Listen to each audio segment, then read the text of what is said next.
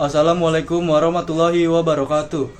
Kami dari kelompok 5 ingin mempresentasikan VPS hosting kami. Sebelum itu, perkenalkan nama saya Raditya Arjun Fayadin dari 12 TKJD. Assalamualaikum warahmatullahi wabarakatuh. Perkenalkan, nama saya Aisyah Rifdah dari kelas 12 TKJD. Assalamualaikum warahmatullahi wabarakatuh. Nama saya Ratu Dina Rangganis dari 12 TKJD. Assalamualaikum warahmatullahi wabarakatuh. Nama saya Rela Gigi Payanangga dan kami kali ini akan menjelaskan tentang VPS, yaitu Virtual Private Server dan VPS tersebut secara singkat menjelaskan bahwa kita menghosting menggunakan Virtual Private Server. Apa itu Virtual Private Server? Yaitu di mana kita menyewa sebuah server dan di mana dalam server tersebut terdapat virtual server. Nah, kebayangkan bagaimana cara kerjanya? Kalau masih belum kebayang, bayangkan share hosting. Bandingkan dengan share hosting. Share hosting dalam satu server terdapat banyak user. Oke. Dan di VPS dalam satu server terdapat banyak server dan setiap server memiliki satu user. Nah, itu bedanya. Kalau share hosting, dia itu satu server memiliki banyak user ya, yang dimana karena banyak user ini dan menggunakan satu server membuat setiap website itu bisa saling terhubung. Ya, setiap pengguna yang di dalamnya bisa saling terhubung. Dan beda dengan virtual private server yaitu VPS, bedanya adalah mereka mendapatkan ruang-ruang pribadi kayak server pribadi, kayak ruangan pribadi sendiri kan, namanya juga virtual private. Nah, itu kan privasi gitu, punya privasi sendiri ya. Jadi dalam satu server utuh ini, fisik ini, terdapat banyak server virtual. Dan bagaimana cara menghostingnya? Berikut videonya. Langkah pertama yang dilakukan adalah mengakses situs penyedia layanan hosting. Di sini kami menggunakan situs penyedia layanan hosting dari Hostinger. Di sini terdapat 4 daftar paket menarik dan promo menarik, yaitu sebesar 50% sampai 70%, berdurasi 1 sampai 2 tahun. Lalu di panel kanan atas kita klik hosting dan klik tombol VPS hosting karena kita akan meng-setup VPS-nya. Selanjutnya, di sini ada 4 daftar paket dari Hostinger dan kita akan memilih KVM 2 karena memiliki promo sebesar 66%. Selanjutnya kita pilih paket selama 12 bulan, lalu kita klik lanjutkan. Pada tampilan alamat penagihan, kita akan mengisikan nomor telepon. Kita mengisikan nomor telepon berasal dari Indonesia. Kalian dapat mengisikan nomor telepon di sebelah kolom kanan dan kita pilih domisili yaitu Indonesia. Setelah semuanya telah terisi, kita tinggal klik tombol lanjutkan. Pada tampilan ini, kita akan dikenakan pajak karena kita menggunakan payment dari Indonesia.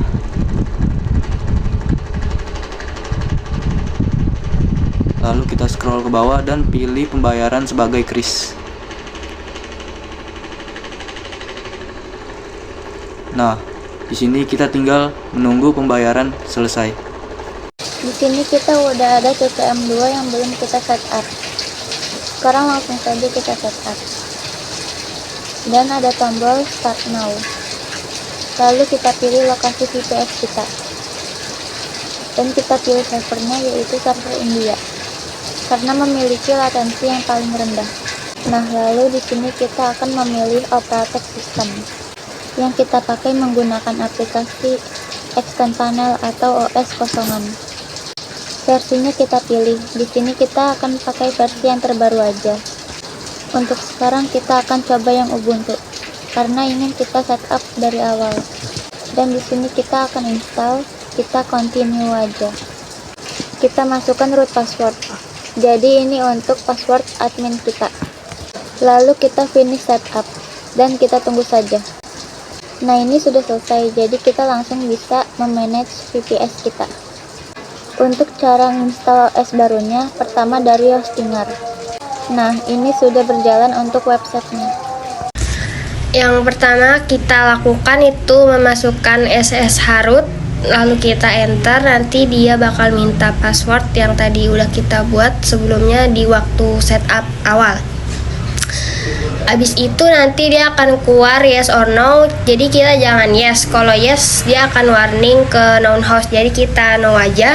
Jadi kita masukkan password root. Setelah itu kita akan masuk ke server yang udah kita buat. Kalau mau logout ketik exit aja. Jadi jika kita mau cara yang lebih secure, kita masuk ke setting lalu buat SSH case agar lebih secure. Lalu kita open terminal, terus run the following command. Habis itu kita copy aja, lalu taruh di terminal lagi, jadi kita ganti nama emailnya aja. Setelah itu nanti akan muncul nama public private key dengan inskripsi yang tadi kita udah buat. Lalu habis itu kita klik enter aja untuk nge-save, lalu kita akan masukkan passphrase yang kita udah buat sendiri. Lalu jika sudah jalan untuk key dan passphrase yang kita udah buat, setelah itu kita copy aja SSH key yang ada di pub, lalu taruh di add SSH key.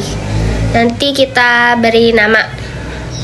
Setelah itu kita ketik SSH root dengan IP yang kita sudah masukkan di awal tadi dengan passphrase yang sudah kita buat juga. Nah, setelah itu kita ketik ls aja, lalu kita bisa lihat hasil yang udah bisa terkoneksi ke server. Jika kita mau keluar, kita exit aja.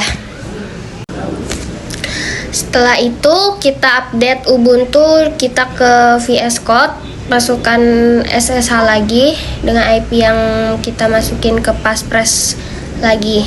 Setelah itu kita ketik ls, langsung masukin password root aja. Setelah itu kita ketik mkdir untuk membuat folder baru, lalu kita ls aja, nanti akan muncul project list yang kita udah buat. Untuk update Ubuntunya kita ketik sudo apt update untuk mengupdate file repository yang ada di luar sana. Lalu jalankan apt list upgrade itu dengan apt list upgradable, maka kita akan bisa mengupdate semua server yang kita udah buat menjadi server terbaru.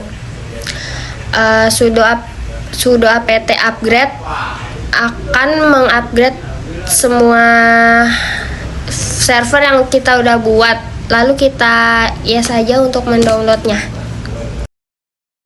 Oke teman-teman, setelah dari terminal kalian buka VS Code kalian, ataupun jika belum punya kalian bisa download dulu. Nah, di dalam VS Code kalian ke menu extension. Nah, di menu extension tersebut kalian ketik remote SSH. Nah, nanti akan muncul 3 installer remote SSH dan kalian download ketiganya, oke? Setelah kalian mendownload ketiganya, nanti akan muncul di atas menu extension. Oke, sekarang ke search, lalu cari SSH connect to the host. Nah, kalian ketik root, masukin IP kalian. Nanti si VS Code akan men-setup, lalu kita akan diminta passphrase, dan passphrase ini yang dibuat dari SSH keys tadi. Nanti VS Code akan menginstal VS Code server, dan letak installernya itu akan ada di terminal tadi kita sudah setting.